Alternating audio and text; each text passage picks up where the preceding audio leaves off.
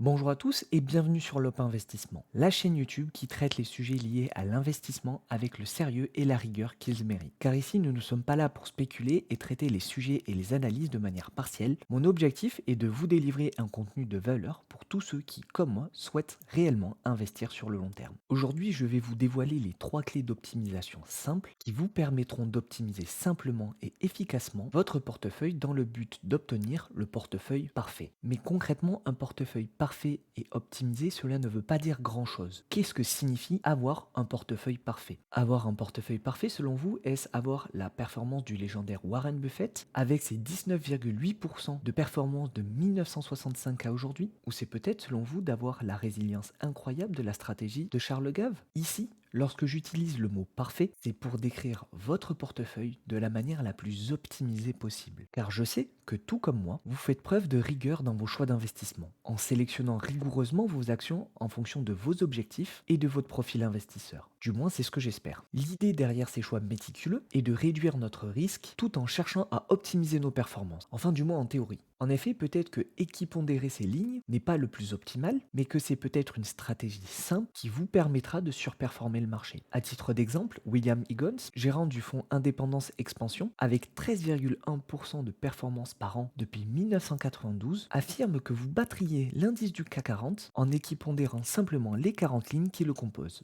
Hormis cette stratégie classique qui est d'équipondérer ces lignes, qui peut s'avérer certes très efficace, nous allons voir ensemble comment réellement optimiser votre portefeuille dans le but de décupler vos performances. Et selon moi, l'optimisation est essentielle car aucune optimisation n'est minime ou insignifiante, car à long terme, une toute petite différence peut faire la différence. Avant de rentrer dans le vif du sujet, laissez-moi rapidement définir plus en détail ce que j'entends par optimiser votre portefeuille. Optimiser, c'est ajuster votre portefeuille pour maximiser la performance en fonction de votre niveau de risque et vos objectifs financiers. C'est à la fois un art et une science. Les clés de cette optimisation que je m'apprête à vous livrer se basent sur des modèles statistiques et des données historiques. C'est pour ça que c'est avant tout une science, mais dans la pratique, c'est tout un art de gérer efficacement son portefeuille, naviguer entre les crises au travers des tempêtes et même parfois naviguer à contre-courant. Je me permets de vous interrompre dans cet élan et de vous faire patienter encore un peu avant de vous livrer les différentes clés pour vous rappeler que si vous appréciez ce contenu, vous pouvez vous abonner, liker, commenter et surtout partager cette vidéo. Je vous remercie pour votre soutien et vos retours. Cela me pousse à vous délivrer du contenu toujours plus qualitatif. Restez bien jusqu'à la fin de cette vidéo car après vous avoir livré les différentes clés d'optimisation qui vous sembleront peut-être un peu théoriques, je vous donnerai certains outils gratuits mais peut-être un peu limités dans l'utilisation. Mais en supplément, je vous dévoilerai un véritable outil qui vous permettra de les appliquer de la manière la plus concrète possible.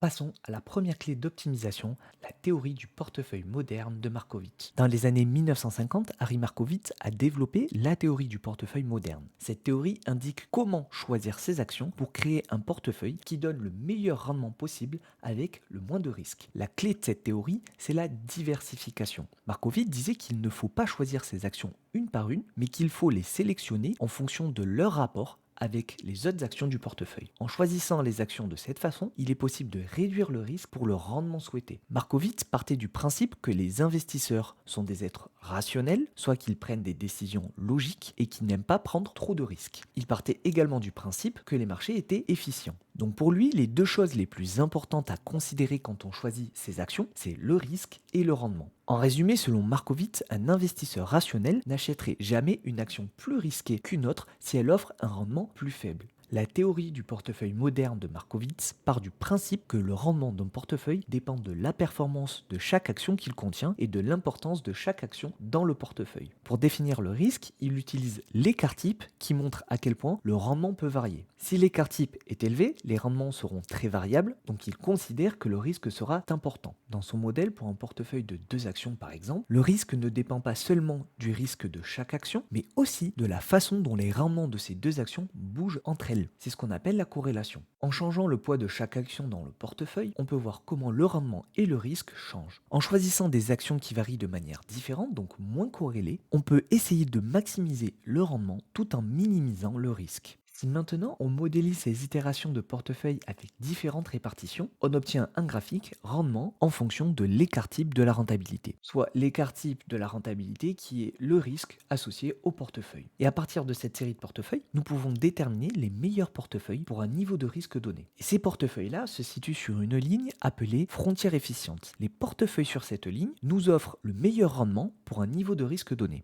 Donc en théorie, les portefeuilles sur cette ligne sont ceux qui devraient intéresser les investisseurs rationnels. Mais ici, nous, on va s'intéresser uniquement à deux résultats de portefeuille, le maximum Shrake ratio et le minimum volatility. Le maximum Shrake ratio est le portefeuille pour lequel le Shrake ratio est le plus important pour la volatilité la plus faible. Le minimum volatility est la volatilité minimum avec le meilleur rendement. Dans un cas, on maximise le rendement, alors que pour l'autre, on minimise la volatilité. Pour un peu mieux comprendre ces différentes notions, je vais définir ce que c'est le Shrake ratio. Développé par William Shrake en 1966, le Shrake ratio est un indicateur d'évaluation du risque. Il se base sur la performance et la volatilité associées à un actif. Il permet de quantifier le retour sur investissement pour chaque unité de risque prise. Il est calculé comme la différence entre le rendement attendu d'un investissement et celui d'un actif moins risqué, soit dit sans risque, comme des bons du trésor américain sur 10 ans. Et ceci pour la même durée. Soit plus le Shrake ratio est élevé, plus le rendement ajusté au risque est meilleur. Chercher à maximiser le Shrake ratio revient à maximiser le rendement pour un même niveau de risque. Alors le cas du maximum Shrake ici, c'est le rendement maximum pour une unité de risque prise. Risque qui est défini, je le rappelle, sur la base de la volatilité de l'actif. Et ici, c'est la tangente à la frontière efficiente. Le minimum volatility est le portefeuille qui nous offre le meilleur rendement avec la volatilité la plus faible. C'est la volatilité minimum pour laquelle le Shrake ratio est le plus important. En fonction de notre profil investisseur, il peut être judicieux d'adapter la répartition de nos actifs en fonction des différents résultats donnés par ces deux différents portefeuilles.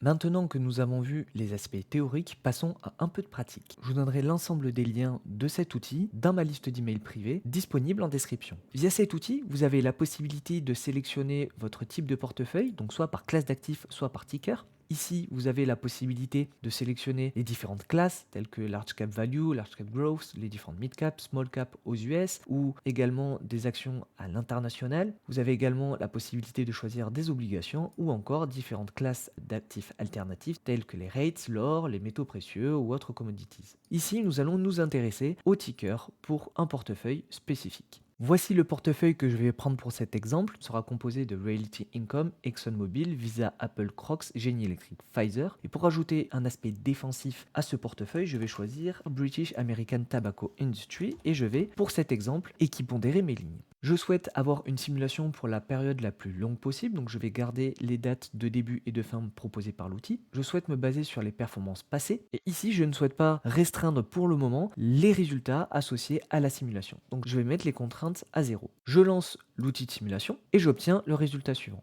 Ceci est la répartition de base de mon portefeuille, donc équipondéré. Et voici le portefeuille donné par le maximum Shrake ratio. Donc le maximum Shrake ratio, on voit très clairement qu'il a surpondéré la ligne Visa et un peu surpondéré la ligne Apple. On se retrouve avec 56% de Visa et 25% d'Apple. Donc ici, on est très peu diversifié et on a des lignes qui sont quasiment à zéro. Par exemple, je n'ai pas de BTI en portefeuille avec le résultat donné par le maximum Shrake ratio. Donc on peut se questionner sur la pertinence des résultats donnés par ce portefeuille. J'ai également les performances attendues associées à mon portefeuille de base et à la performance associée au maximum Shrake ratio. On voit que j'ai 17% de performance alors que le Shrake ratio a pris de 24% de performance avec une déviation standard qui est plus importante pour le Shrake ratio. On observe que le Shrake ratio de base de mon portefeuille est de 0,95 et que le Shrake ratio maximum pour les actifs que j'ai choisis dans mon portefeuille est de 1,24.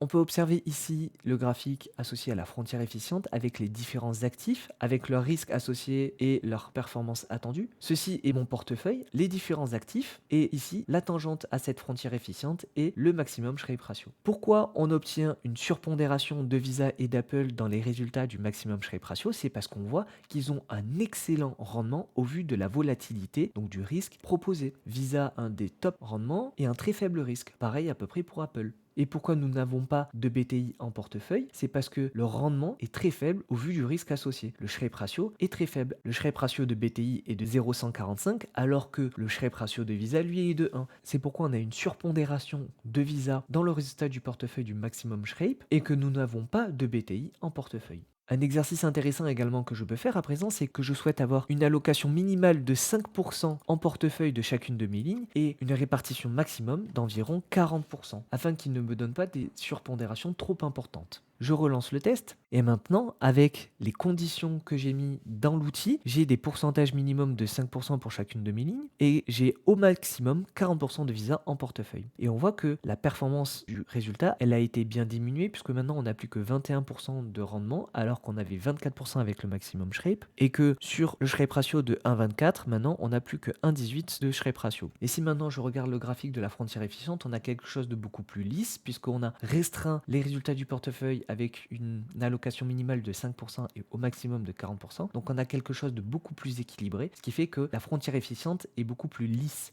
Un dernier élément, vous vous direz pourquoi j'ai choisi uniquement des large cap américaines ici. C'est simplement que les choix d'actifs associés à cet outil sont relativement restreintes. Par exemple, si je souhaite choisir une small cap américaine, je vais pouvoir, par exemple, InMode, voilà, il y a le ticker, donc je peux mettre du InMode dans mon portefeuille pour faire mes différentes optimisations. Par contre, maintenant, si je veux faire une simulation avec, par exemple, des small cap françaises, ça va être plus compliqué. Si je prends, par exemple, Katana, le ticker n'est pas disponible sur ce site, donc c'est pourquoi cet outil est gratuit, mais par contre, il est restreint dans la sélection de vos actifs. Et c'est pourquoi j'ai codé la théorie du portefeuille moderne de Markovitch via Python pour me permettre de faire mes simulations avec l'ensemble des tickers disponibles via Yahoo Finance. Et je vais vous montrer ça de suite. Alors cela peut vous paraître un peu barbare au début, mais c'est très simple d'utilisation. Vous avez simplement à installer ces différentes bibliothèques nécessaires pour faire fonctionner le code. Vous avez juste à retirer les hashtags pour rendre la ligne active. En l'occurrence ici, je les ai déjà installés. Et enfin, vous avez simplement à renseigner les différents tickers de Yahoo Finance dont vous souhaitez faire la simulation. En l'occurrence, moi j'ai choisi uniquement des small cap pour l'exemple pour vous démontrer l'utilité de ce code dans vos simulations puisqu'il vous permet vraiment de simuler avec tous les actifs disponibles. Ici j'ai choisi l'entreprise technologique small cap chinoise NetDragon. Ici j'ai choisi une entreprise énergie small cap Kulfur Keystone Petroleum. J'ai choisi également l'entreprise suédoise Boliden dans les matières premières.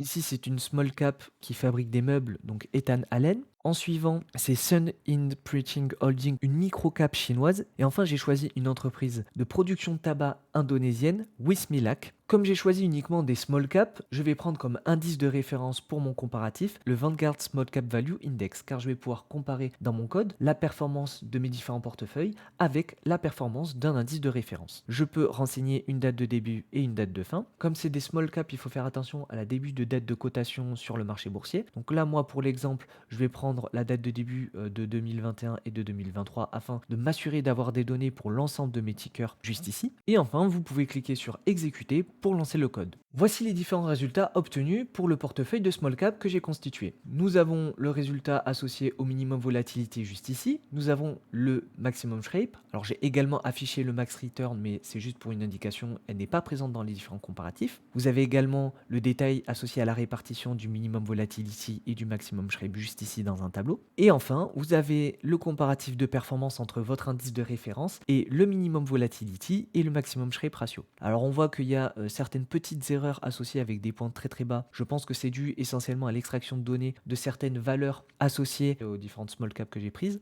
Et on voit que pour la période que j'ai choisie dans cet exemple, le maximum Shrape ratio offre un rendement bien plus important. Mais attention, bien sûr, cela indique aussi un risque beaucoup plus important puisque j'ai une répartition qui est à 50% presque sur l'entreprise de production de tabac indonésienne Wismilak. Et donc ce n'est peut-être pas une répartition judicieuse. Pour vous démontrer également que le code fonctionne extrêmement bien pour un autre portefeuille de large cap, je vais prendre à présent le portefeuille juste ici de test avec cette fois-ci un autre indice de référence puisque maintenant je vais prendre des large cap mondiales tels que Total Energy ou LVMH encore. Je vais changer mon indice de référence par un MSCI World. Je relance le programme. Et on observe que le comparatif de performance pour des large caps, on n'a pas de souci de données et on peut observer que le comparatif est beaucoup plus propre. Et on retrouve toujours les différents tableaux avec les différentes répartitions pour chaque ligne d'actifs avec la répartition associée au minimum volatility et au maximum Shrape ratio. Pour ceux qui se demandent ce que j'utilise pour coder, j'utilise l'interface Anaconda Jupyter Notebook. Et je vous donnerai dans ma liste d'emails le code. Donc comment j'ai fait? Vous avez simplement à récupérer le code que je vous donnerai en version Word.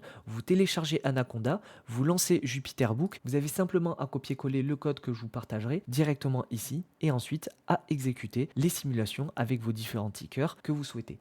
Comme vous avez pu le constater, les résultats obtenus, que ce soit via la simulation de l'outil gratuit avec les large caps américaines ou avec mon code pour l'ensemble des actifs que vous souhaitez, dont les small caps, ces résultats nous permettent de nous aiguiller dans nos choix, mais sont tout de même très discutables, car ils se basent uniquement sur la performance et la volatilité passée. On se retrouve en fonction des différents résultats avec une répartition des actifs disproportionnée. C'est pourquoi ces résultats-là ne sont pas à prendre pour vérité absolue, et c'est simplement une aide à la décision dans nos choix d'allocation d'actifs. En effet, le modèle repose sur une répartition gaussienne des rendements, ce qui n'est pas toujours le cas dans la réalité. En effet, un important rendement ne se traduit pas toujours par une forte volatilité, et l'inverse est également vrai. Je peux prendre par exemple le cas de Novo Nordisk. Sur 5 ans, Novo Nordisk a eu une performance de plus de 360% pour un bêta de seulement 0,17. Le bêta est un indicateur de risque d'un actif en indiquant s'il est plus ou moins volatile que le marché. Car le risque, je le rappelle, dans la théorie du portefeuille moderne, est défini par la volatilité de l'actif. Mais attention, comme le dit si bien l'investisseur de talent Seth Klarman, je trouve absurde qu'un nombre unique reflétant les fluctuations de prix passés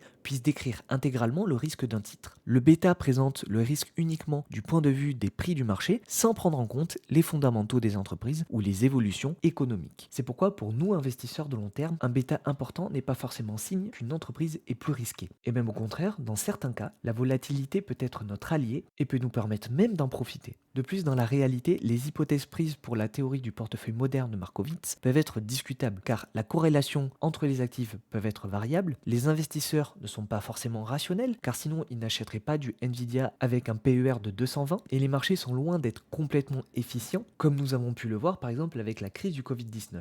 De plus, un élément qui souligne le fait que les résultats sont d'autant plus discutables, c'est que les données se basent uniquement sur la volatilité, la performance et la corrélation passée. Ce n'est en rien un calcul prédictif, il se base sur les gagnants d'hier, alors qu'en tant qu'investisseur, ce que l'on souhaite, c'est détenir les gagnants de demain. C'est pourquoi généralement en backtesting d'allocation d'actifs, on utilise très souvent une seconde simulation pour lisser les résultats de la théorie du portefeuille moderne et les rendre plus pertinents. Cette seconde simulation, c'est notre seconde clé d'optimisation et c'est la simulation de Monte-Carlo. La simulation de Monte-Carlo est une technique mathématique utilisée pour estimer les résultats possibles d'un événement incertain. La méthode de Monte-Carlo a été inventée par John von Neumann et Stanislaw Ullmann pendant la Seconde Guerre mondiale afin d'améliorer la prise de décision dans des conditions incertaine. Son nom fait référence au casino bien connu de la ville de Monaco, car le hasard est au cœur de l'approche de cette modélisation, comme dans un jeu de roulette. Dans notre cas de simulation d'allocation d'actifs, elle nous permet d'analyser et de prévoir les comportements des marchés financiers en simulant plusieurs scénarios possibles. Elle repose sur la simulation de scénarios répétés et aléatoires pour obtenir une distribution de résultats probables. Les simulations de Monte-Carlo, en générant une multitude de scénarios possibles, nous permet de modéliser cette incertitude. Elle nous aide à mieux comprendre comment les différents portefeuilles pourraient se comporter en fonction des différents contextes économiques. On observe que sur ce graphique, la multitude de scénarios possibles, il souligne la différence de performance entre les différentes conditions favorables et défavorables. Les simulations de Monte-Carlo peuvent compléter la théorie du portefeuille moderne en testant la performance des différents portefeuilles dans de multiples conditions de marché. C'est donc une simulation d'autant plus pertinente à ajouter à notre filtre d'optimisation en plus de celle de la théorie du portefeuille moderne, car elle montre qu'en fonction des scénarios, la performance peut drastiquement changer. Elle ajoute alors cette dimension supplémentaire de risque futur qu'il manquait à notre théorie du portefeuille moderne qui se base uniquement sur les données passées.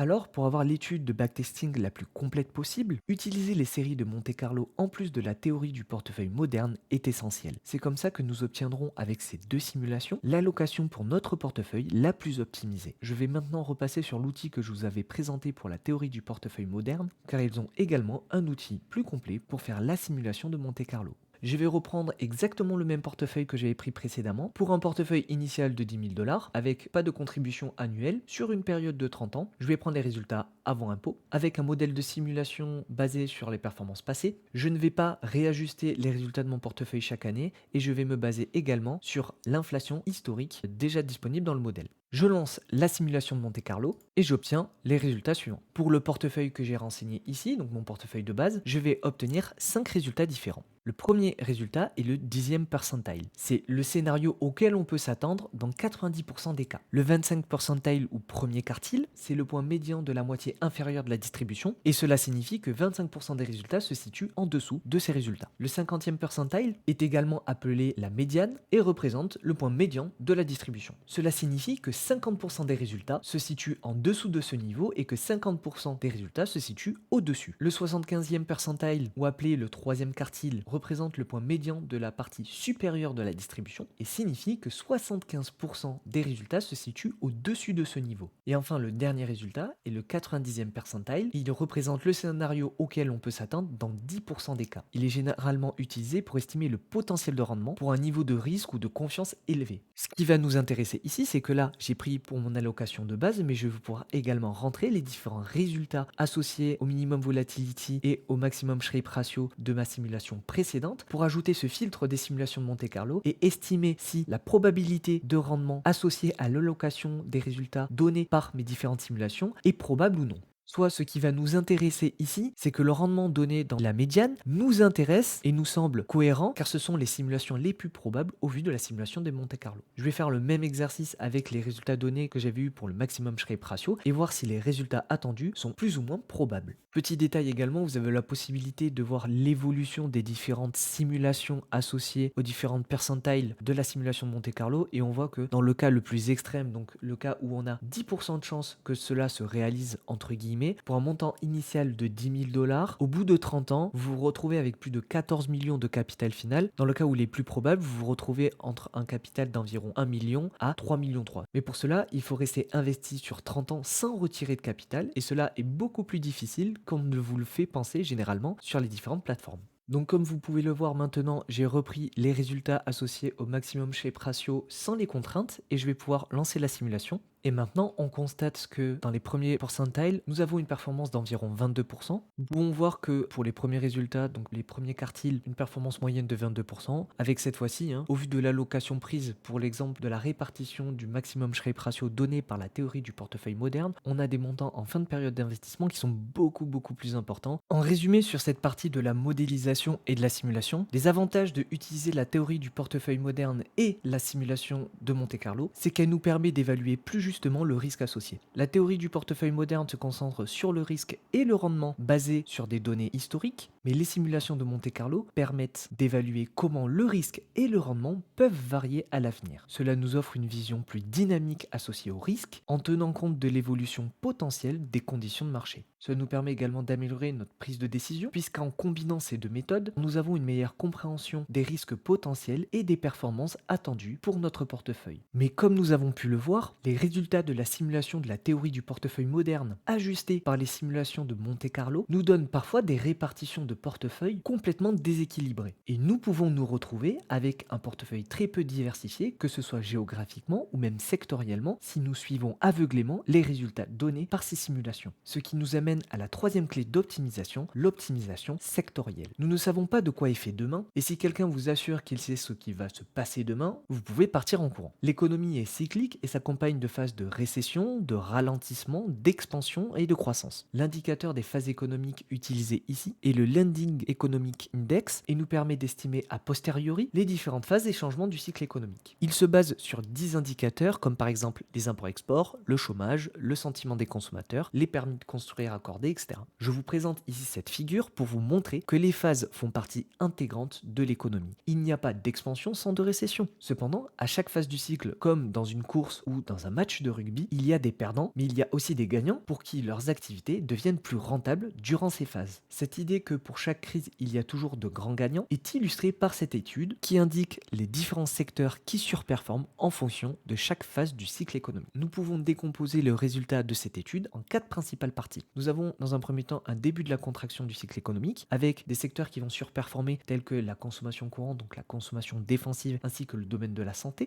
Nous avons ensuite en période de récession les secteurs qui vont surperformer qui seront les utilities, la finance, la consommation cyclique. En reprise de la croissance, nous avons les secteurs du transport, de la technologie, de l'énergie, de la matière première qui vont reprendre du galon. Et enfin, en fin de période de croissance, nous avons les métaux précieux et l'industrie qui surperforment. Me direz-vous, maintenant que nous avons l'ensemble de ces informations à notre disposition, il me suffit de surpondérer les secteurs les plus performants en fonction du cycle économique dans lequel nous nous sommes. Alors pour répondre à cette question, je vous demande de vous rappeler du contexte de début 2023 lorsque tous les marchés prévoyaient prévoyait un début de récession pour l'année de 2023. Le résultat, le S&P 500 a eu une performance de 24%, le Nasdaq a eu une performance de 52%, le CAC 40 une performance de 13%, etc. Tout ça pour vous dire que en réalité, on ne peut pas anticiper ni même déterminer dans quelle phase du cycle économique nous nous trouvons. Ici, l'objectif, ce n'est pas de prédire la tempête, mais d'avoir un bateau suffisamment solide pour pouvoir la traverser. C'est pourquoi il est préférable, afin d'avoir le portefeuille le plus résilient et le plus performant, peu importe la phase du cycle économique dans lequel nous nous trouvons, d'avoir un portefeuille équitablement réparti sur l'ensemble des secteurs. Maintenant que nous avons vu ensemble les 3 clés d'optimisation pour votre portefeuille, je reviens sur les différents outils que je viens de vous présenter pour en faire une critique. Les simulations de la théorie du portefeuille moderne et des simulations de Monte-Carlo sont très bien, mais on a vu que l'outil gratuit que je vous avais présenté, un gros désavantage, c'est que les tickers, en termes de sélection d'actifs, étaient très limités. Pour répondre à ce problème, je vous ai présenté mon outil que j'avais développé personnellement pour faire mes propres simulations avec n'importe quelle entreprise. Cependant, cela peut sembler complexe à l'utilisation pour certains, pour la mettre en place et la manipuler. De plus, je ne l'ai pas complètement finalisé car les résultats de la théorie du portefeuille moderne présents dans mon code ne prennent pas en compte les simulations de Monte-Carlo. Et puis, élément essentiel, dans mon code, les résultats indiqués ne prennent pas en compte l'ajustement des dividendes et du taux de change. Alors me direz-vous pourquoi je n'ai pas finalisé mon outil? Parce qu'il n'est pas complet, il est bien construit, j'aurais pu continuer à développer ces différents éléments, mais c'est parce que j'ai trouvé l'outil ultime qui me permet de faire des simulations complètes avec les 3 clés d'optimisation que je viens tout juste de vous présenter. Et cet outil, c'est Backtest Vision. Il a été développé par l'équipe de la chaîne YouTube de Parlons Long Terme et Backtest Vision reprend tous les points que nous avons abordés précédemment dans cette vidéo. La théorie du portefeuille moderne ajustée par les simulations de Monte-Carlo et la possibilité de faire une simulation par optimisation sectorielle. Et ceci de la manière la plus simple possible car l'outil est d'une simplicité d'utilisation frappante. Et tout ça bien évidemment ajusté des dividendes et ajusté du taux de change. Et je vais vous démontrer que cet outil est vraiment très simple d'utilisation tout de suite. Voici l'outil Backtest Vision. La première partie de Backtest Vision, ça va être la configuration de portefeuille. Ici, j'ai choisi pour vous démontrer que l'ensemble des tickers était disponible, le portefeuille de small cap que j'avais utilisé pour l'exemple dans mon code personnel. Je vais pouvoir ajouter le dernier ticker qui est GKP, donc Gulf Keystone Petroleum. J'ai l'ensemble de mes tickers qui sont toutes des small cap mondiales. Je vais pouvoir sélectionner mon benchmark de référence, donc l'indice pour lequel je vais comparer mon portefeuille. Ici, étant composé essentiellement de small cap mondial, je vais me comparer à un indice de small cap mondial, donc qui est le Vanguard Small Cap Value Index Fund. Je ne vais pas me comparer au S&P 500 car c'est moins pertinent puisque mon portefeuille est essentiellement constitué de small cap à l'échelle mondiale, alors que le S&P 500 lui est un indice de référence pour les large cap américaines. Ce qui est super intéressant également avec Backtest Vision, c'est que si vous vous rappelez bien, dans mon code, l'homogénéité des données était quelque chose qui était assez gênant, notamment quand on avait des small cap en portefeuille, puisque l'ensemble des données boursières associées à chaque actif n'était pas toujours homogène, puisque les introductions en bourse des différentes small cap, nous n'avions pas d'historique associé à l'ensemble des données boursières de nos small cap en portefeuille. Plus simplement, par exemple, NetDragon, les données sont disponibles uniquement à partir de 2007, et ma dernière donnée boursière à laquelle je vais pouvoir remonter, ça va être Sun Ink Printing Holding, qui a des données boursières uniquement que depuis 2017. En fait, avec Backtest Vision, vous avez directement la visualisation des données disponibles pour chacun de vos actifs, et ça va vous permettre de faire le backtesting le plus juste possible, en évitant l'ensemble des marges d'erreur que vous pouviez avoir dans vos différentes simulations. Donc là, en l'occurrence, je vais choisir, afin d'avoir la simulation la plus complète, je vais prendre la date la plus longue. Les dernières données remontent à 2017 pour Sun Ink Printing Holding. Vous avez la possibilité, dans Backtest Vision, directement de faire une allocation en équipondérant vos lignes. Donc là, par exemple, ça équipondère automatiquement mes lignes. Mais vous avez également la possibilité d'avoir une répartition selon la théorie du portefeuille moderne ou l'optimisation sectorielle. Donc avec, par exemple, choisir une allocation à minimum volatility. Donc ici, je clique sur minimum volatility et ça va directement me donner les résultats de l'allocation minimum volatility pour la théorie du portefeuille moderne ajustée par des séries de Monte-Carlo. Très important. Donc là, c'est directement ajusté. Et là, par exemple, j'ai mon portefeuille idéal pour une date d'analyse de début 2017. Donc si je lance l'analyse de ce portefeuille-là pour mon portefeuille en minimum volatility, j'ai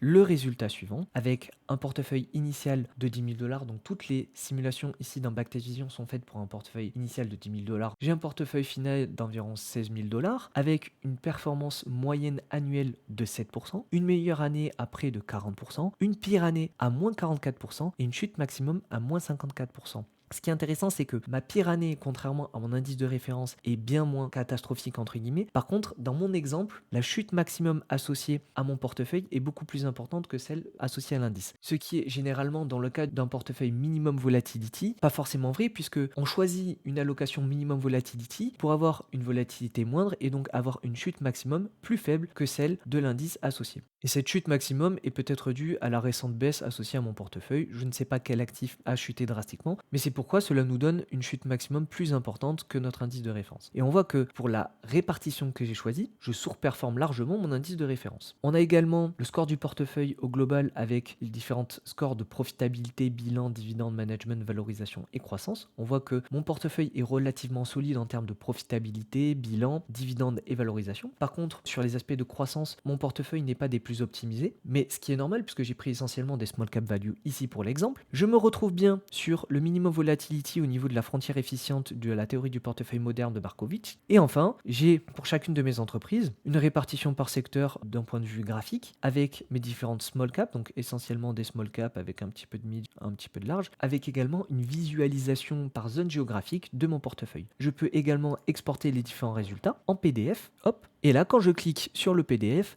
j'ai directement la synthèse de ma simulation avec les différents résultats associés à mon portefeuille, les évolutions depuis 2017, mes différents tickers en portefeuille avec le score du portefeuille, la frontière efficiente et la répartition par secteur, par capitalisation et par zone géographique. Je peux faire également la simulation en maximum shape pour maximiser le rendement souhaité. Donc là, cette fois-ci, j'ai une allocation qui est complètement différente. Je peux réanalyser mon portefeuille et j'obtiens un résultat qui est complètement différent puisque en maximum shape, avec l'allocation et les résultats donnés, j'ai un capital final de 32 000 euros alors qu'avant, c'était uniquement de 16 000 euros avec une performance de 18%, une meilleure année à 81%, une pire année à moins 22% et une chute maximum de moins 70%. On voit que par contre, on est plus exposé avoir une chute plus importante en maximum Shrep ratio, mais ça fait partie entre guillemets du jeu. Lorsqu'on choisit une allocation maximum Shrep pour maximiser le rendement, on s'expose à une volatilité qui est plus importante qu'en minimum volatility et on se retrouve ici avec le point en maximum Shrep qui est bien la tangente associée à la frontière efficiente. Je me retrouve toujours avec les mêmes résultats et la possibilité de les exporter en PDF. Pour finir, vous avez également la possibilité de faire une optimisation sectorielle. Ici, dans mon exemple, je ne peux pas faire d'optimisation sectorielle puisque je n'ai que 6 lignes en portefeuille.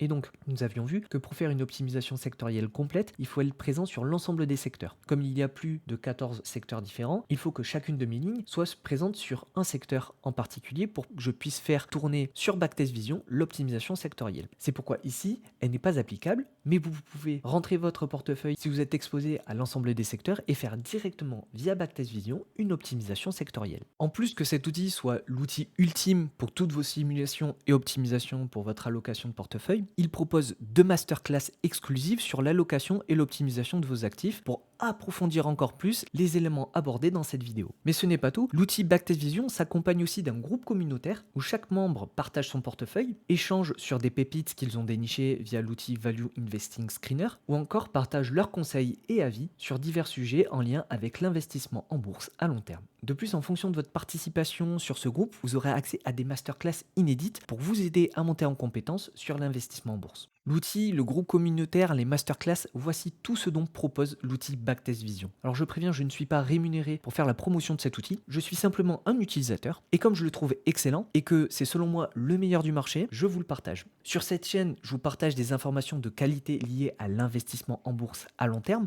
c'est pourquoi il m'a semblé pertinent de vous présenter cet outil. Et je suis peut-être bien placé pour savoir que la conception de ce type d'outils sont relativement lourdes et compliquées à mettre en place. Je l'avais déjà auparavant codé par moi-même, mais je ne l'avais pas abouti. Et c'est pourquoi je n'ai pas abouti mon outil, c'est parce que je pense que cette solution est la plus optimisée et la plus complète possible. Je vous laisserai prendre connaissance des tarifs directement sur leur site qui sera disponible en description. C'est un abonnement mensuel avec un prix préférentiel pour les utilisateurs de Value Investing Screener, un outil que vous connaissez peut-être déjà, que je présenterai également prochainement dans une future vidéo. Si vous avez des questions, n'hésitez pas à leur poser des questions directement par mail.